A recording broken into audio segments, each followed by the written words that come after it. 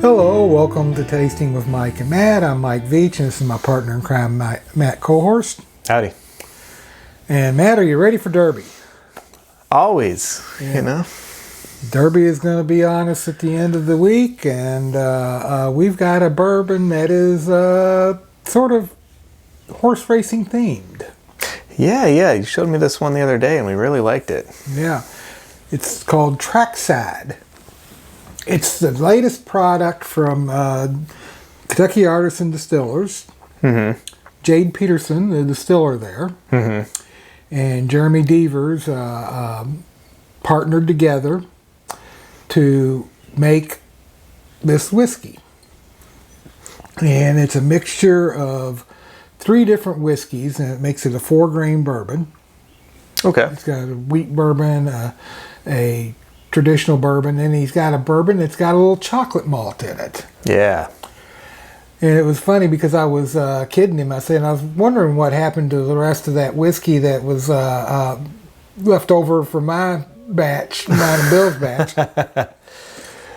But I'm sure that 5 or 10 gallons isn't that. But he told me that he learned a lot from making that whiskey. Was that part of maybe it influenced him to do the chocolate? And he made a chocolate malt using yellow corn instead of white corn like mine. Oh, okay. And he's blended them all together and created this whiskey. It's a 93 proof.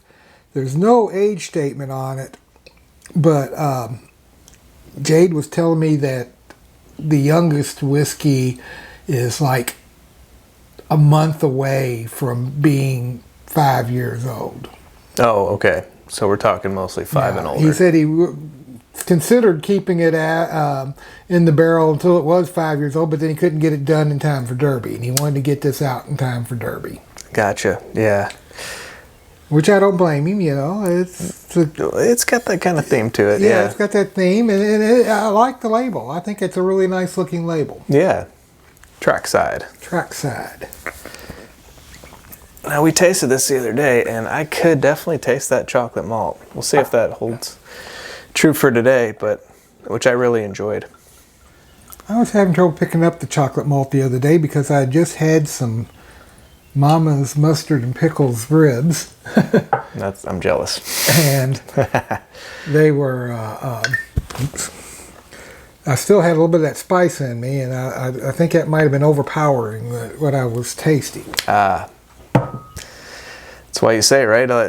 It always depends on the day, what you had to eat. What you had to eat. How you feeling? Yeah. You definitely smell the malt. Mm-hmm.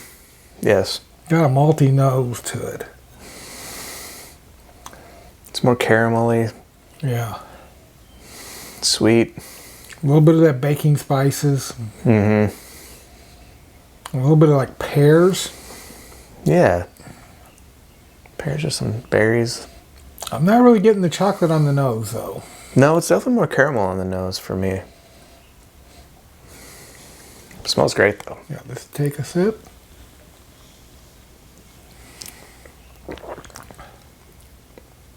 Okay, there's that chocolate. Mm-hmm.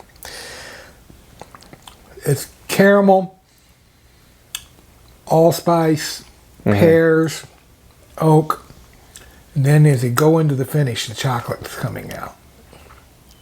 For me. Yeah, that's lovely. Especially for a first sip of the day. Usually that's a tough one, but this was easy going down today. Yeah, like you said, chocolate. I get a little hint of berry in there, just maybe a little blackberry. Yeah. But that allspice is Right. great. Yeah, and it's nice and it sits there pretty heavy. Yeah. I mean, the finish is still going on. I mean, it's a really lovely finish. Yeah, this is a really really good whiskey. Yeah, well, let's try it with a dried cranberry and see what it does. Let's do it.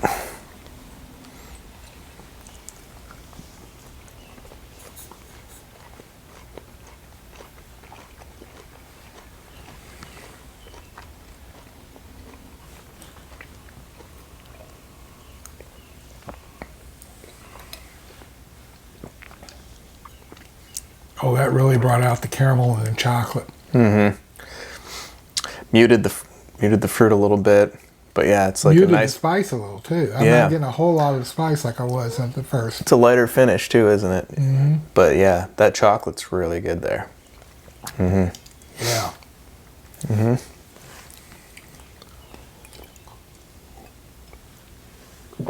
Let's try it with the pecan.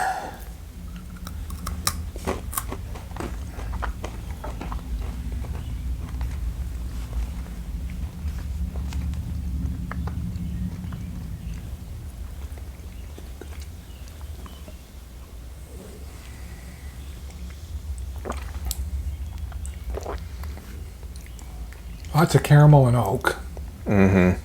That spice is back. The spice is back. Still not very fruity, but the caramel and the spices just more than make up for like maybe the lack of fruitiness in it. Well, the spice starts off as allspice, but now in the finish it's turning into more of a black pepper for me. Yeah. Mm-hmm. I get that. Mm-hmm. Just like a nice punch of spice right there. Mm-hmm. Yeah.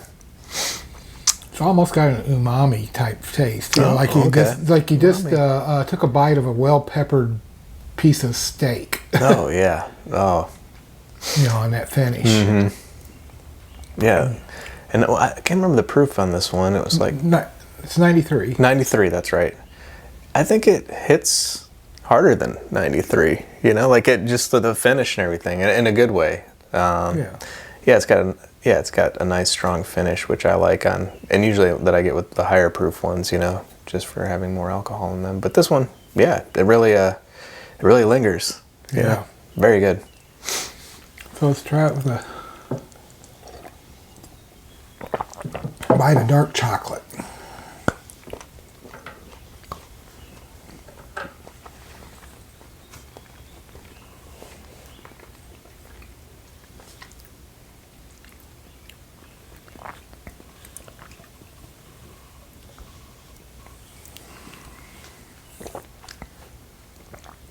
Oh, that was interesting.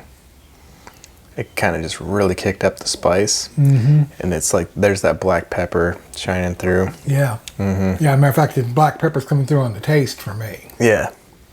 So it made it pretty spicy. Yeah. So, yeah, it's almost like a spicy dark chocolate. It's really good. Yeah. Still get a little bit of caramel and there's a hint of chocolate. Mm-hmm. Not getting any fruit though. The fruit kind of disappears when you. Yeah, when you're mixing it with with pretty much all three of those, right? Right. But when you have it neat, you're definitely getting like, I got that the berries were there. The pear. The pear was there. But yeah, that's interesting. But I still liked it with everything, so. Yeah. Don't need fruit in every sip. It's a great bourbon. I really like it, yeah. Yeah, and I really like what they're doing out at Kentucky Artisan Distillers. Mm-hmm. You know, I've always loved their Whiskey Row product. Love the Whiskey Row, yeah. Especially the Bottled Bond. Mm-hmm. Oh, wow. Yeah. If you haven't tried that yet, anybody, you need to pick a bottle of that up. Mm-hmm. It's very good stuff. So is this one going to be available only at the distillery, or is he going to do it? It's available. Well, we bought this one at the gift shop at Churchill Downs at the Derby Museum. Oh, at the Derby Museum. Okay. I'm sure it's going to be available everywhere. Everywhere. Okay. Awesome. I mean, it's going to be a brand that he's going to continue making and everything. It's not going to be limited. That's great. I mean, it was a very reasonably priced too. It was like $60. That's awesome. And that was at the Derby Museum. You know. Right. You get it out in the retail store, it's probably going to be even less than that. Well, that's exciting. Yeah, and I know you've known Jade for a long time. Yeah. Yeah, and he helped. Well, you had the mash bill. Yeah, he made that Fountain Run whiskey for me. Yeah. For me and Bill. Yeah. And we've tasted it a few times, you know, throughout the years as it aged, and he just does great work. It's just. And hopefully it's going to be bottled the week after Derby. Oh, really? We'll be on the lookout for that. Yeah. Well. All right. Awesome. So, Jade Peterson, Jeremy Devers, great job. Keep up the good work. Cheers. Cheers.